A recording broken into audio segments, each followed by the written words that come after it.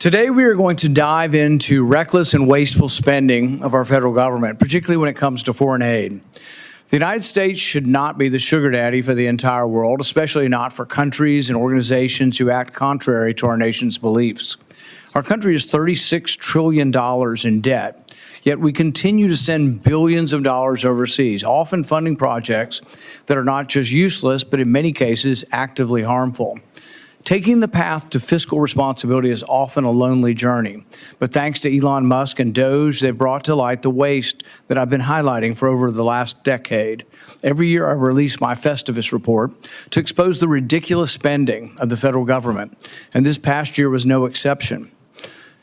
I uncovered over $1 trillion in government waste, with the State Department and USAID being some of the worst offenders. Let me give you just a few examples of what these unelected bureaucrats are spending your hard-earned money on. $4.8 million went to Ukraine's public affairs office in Kiev to fund social media influencers. Instead of protecting our own border, $2.1 million was sent to Paraguay to enhance their border security.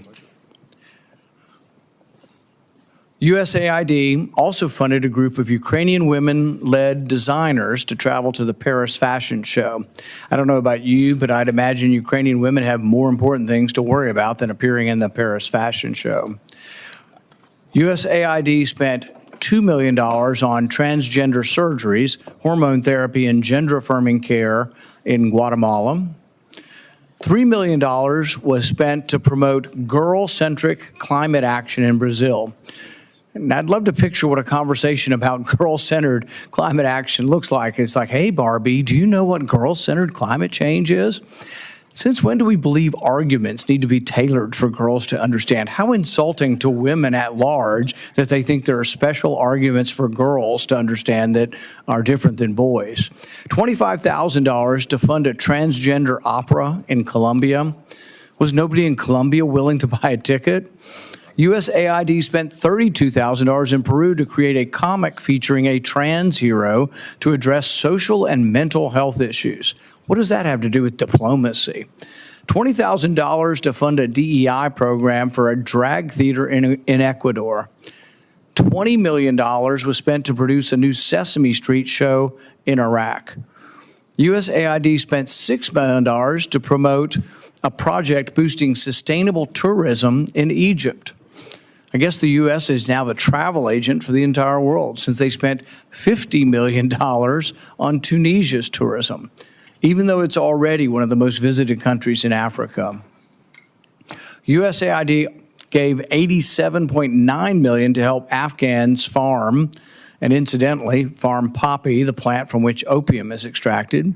As of 2021, Afghanistan supplied 90% of the world's heroin. I thought the saying in the U.S. was just say no to drugs. How about we just say no to wasteful foreign aid? $70,000 for a live musical event to promote diversity, equity, inclusion, and accessibility in Ireland. State Department paid $330,000 to compile a disinformation index to blacklist conservative media outlets. USAID funneled over $54 million to EcoHealth Alliance, funding the very organization linked to the Wuhan Institute of Virology, the likely origin of the COVID-19 pandemic. Disgraceful. $15 million was awarded to Taliban-controlled Afghanistan to distribute oral contraceptives and condoms.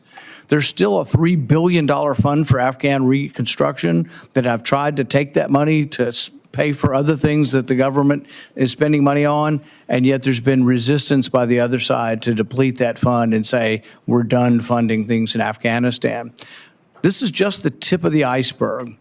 These are taxpayer dollars being used to fund ideologically misguided, ineffective, and unnecessary projects, thanks to the blundering bureaucracy, while our own citizens struggle to put food on the table.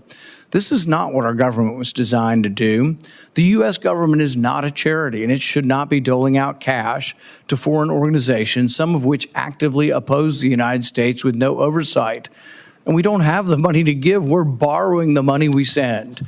We need to ask a simple question. Why are we borrowing money to send money overseas?